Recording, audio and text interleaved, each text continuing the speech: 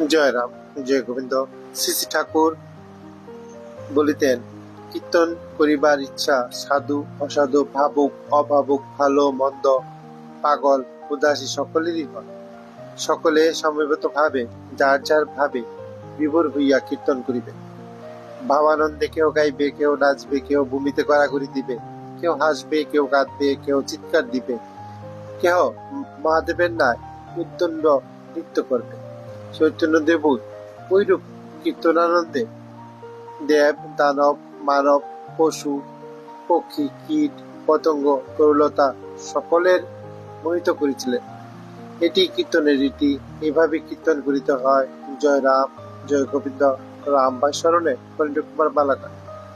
হে গুরুদেব, সবার মঙ্গল করো, গুরুর আশীর্বাদ জগৎ আলোকিত হোক, গুরুর মহিমা জগৎ প্রচার হোক। সবাই খুব ভালো থাকবেন। জয় রাম, জয় রাম।